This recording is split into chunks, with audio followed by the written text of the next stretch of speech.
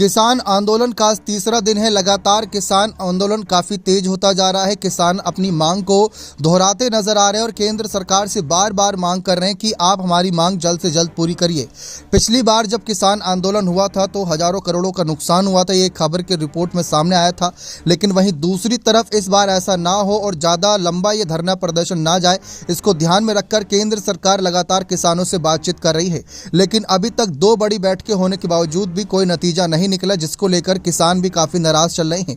उन्होंने कहा कि पहले भी केंद्र सरकार ने हमारी मांगों को सुना और सुनने के बाद उसको स्वीकार करने की बात कही थी, लेकिन इस पर अभी तक गौर नहीं किया, जिसकी वजह से हमें दोबारा कहीं ना कहीं धरना प्रदर्शन करने के लिए मजबूर होना पड़ा। उन्होंने कहा हम किसान हैं, कोई आंदोलनकारी नहीं, हमें खालिस्तानी भी ना बुलाया जाए। इसको लेकर किसान लगातार मांग कर रहे हैं कि अगर केंद्र सरकार इस बार उनकी मांग नहीं सुनी जाएगी तो कहीं ना कहीं गृह मंत्री का आवास, प्रधानमंत्री आवास और राष्ट्रपति आवास का घेराव किया जाएगा, ताकि केंद्र सरकार अगर ना भी सुने तो कहीं ना कहीं राष्ट्रपति महामहिम द्रौपदी मुर्मू इस मामले को अपनी ओर संज्ञान लेकर इस मामले पर जल्द से जल्द कार्रवाई के आदेश दे।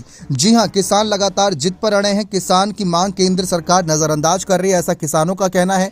उन्होंने कहा कि पहले भी बैठकें रद्द हो चुकी है, बातचीत पूरी तरीके से नहीं बन पाई, कुछ पर मोहर लग रही है, कुछ बातों पर मोहर नहीं लग रही। ऐसे में किसानों का होता उग्र प्रदर्शन को ध्यान में रखकर किसी का नुकसान ना हो और लोकसभा चुनाव में केंद्र सरकार को भी ज्यादा क्षति ना पहुंचे, इस बात को ध्यान में रखकर किसान अपनी मांग प्रेसिडेंट यानी राष्ट्रपति महामहिम तक पहुंचाने की भी कोशिश करेंगे, अगर केंद्र सरकार उनकी मांग नहीं मानती है तो।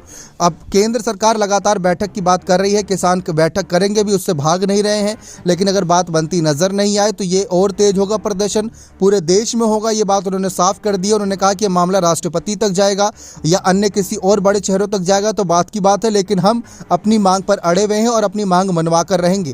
केंद्र सरकार मोदी सरकार को तानाशाह कह रहे हैं।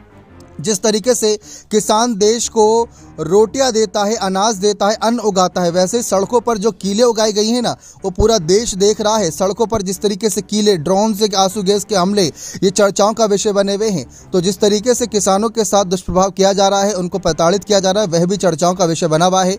इस मामले पर राष्ट्रपति तक की अपनी बात पहुंचाने के लिए कोशिश करेंगे। इससे पहले भी हमने अपनी रिपोर्ट में जानकारी दी थी कि जब पिछली बार भी आंदोलन हुआ था तो आंदोलन काफ़ी उग्र हो गया था, काफ़ी महीनों तक चला था। तब के राष्ट्रपति रामनाथ कोविंद तक ये मामला पहुंचाया गया था, उनको भी खत भेजे गए थे।